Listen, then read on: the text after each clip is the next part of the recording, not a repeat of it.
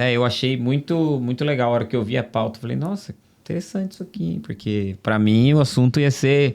Eu sabia que ia render o podcast, né, Lucas? Porque o assunto tá muito em alta, me interessa e eu acho muito importante. Como eu falei, até para empreendedores que estão ouvindo isso aqui, se conhecer, saber, né? O empreendedor tem que ser muito resiliente, né? Então, Lida com o público. lidar com né? o público. Hoje em dia, eles não estão só na clínica, né? Estão daí no dia a dia e aparecem as dificuldades, né? Na hora que vai comprar alguma coisa, a gente se depara lidar com funcionários. Lidar com os funcionários. Não é fácil, tem que saber como fala, né? Esse é um tema que ele é transversal, né? Eu no começo da empresa, eu tinha dificuldade em chegar falando de uma forma mais suave, não, chegava já às vezes falando de forma grosseira já, eu sempre brinco, né, pensamento intrusivo, né, você fica, o pensamento intrusivo vai invadir, porque dá vontade de sair falando, mas não dá, a gente vive em sociedade, tem que pensar no que vai falar, principalmente quando se trata de funcionário e tudo mais, cada um, eu demorei para entender que cada um tem um sentimento. Uma pessoa pode interpretar de um Lucas, eu sei que eu posso brincar com ele, mas o outro Luquinha, talvez não. Né? Então, e eu vejo que para empresários e empreendedores, às vezes a gente vê entender o funcionamento do outro. Mas eu não tenho um filho, nem um parente que seja autista, mas entender o funcionamento, você convive em sociedade, entender o funcionamento do outro é essencial para uma sociedade mais inclusiva. Porque senão, às vezes o empresário fala, na empresa tem muito turnover, mas o que você está aprendendo sobre pessoas? Exatamente. Né? Você está entendendo as características, que as pessoas estão aí, elas estão recebendo o diagnóstico, né? Elas estão avançando, mas você é empresário. Isso que eu vejo, eu acho esse assunto fundamental para os empresários. A gente já conversou com muitos, qual episódio é esse, você consegue saber? Esse vai ao ar, não sei. Mas 100 e lá vai cacetada. Já passamos, já. Então, assim... e a gente já entrevistou mais de 7 mil empresas. A gente já gravou nesses 10 anos do programa. E a gente vê empresários de todas as formas, né? Aquele empresário que você vê que é muito carinhoso com os funcionários, que é um cara... Mas você vê uns que já são mais... Já difícil, já... Os funcionários...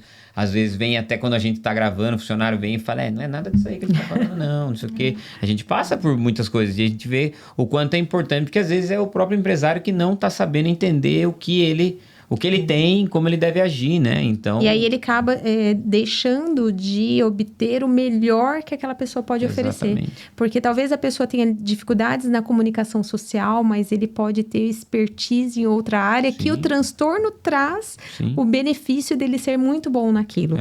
Aqui a gente aí o empresário perde a oportunidade de ter, né, essa diversidade dentro da equipe que pode ajudar a alavancar a empresa. Eu tenho os meninos da edição, por exemplo, a gente falou do Luquinha, mas Mais de 170 episódios. Então, quantas gente a gente já conversou e é importante para todos vocês, mas eu tava falando aqui, a gente tem os editores de vídeo, eles têm uma característica, são todos muito focados, assim, você vê, e eles são, do Gustavinho, né?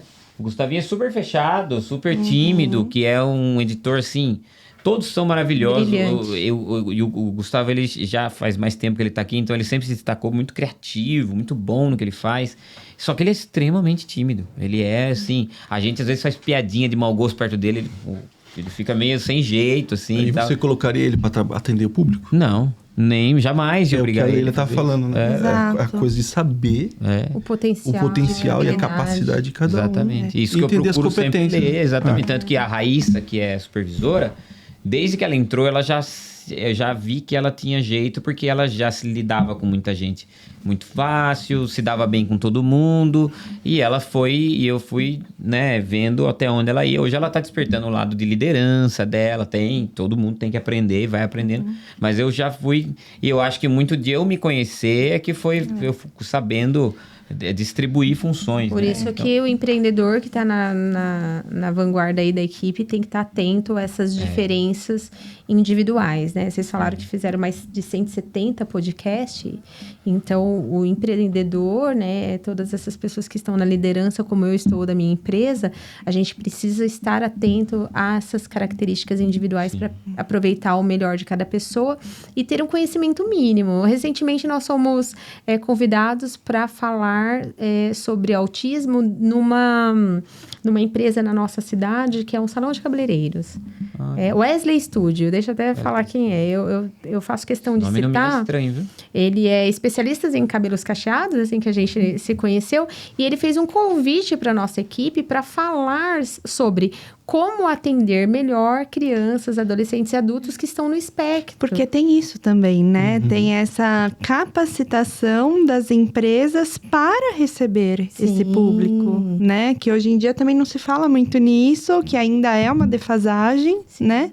Mas que é necessário, né? Cada um se tiver um pouquinho desse olhar, tá? Mas e se eu puder adequar, né? De alguma forma, né? Se eu puder pensar um pouquinho nesse público, como eu já vou estar contribuindo muito. É um empreendedor que tá atento ao público, porque esse público existe em número. Sim. E tá atento também à equipe. Então, exato. Veja.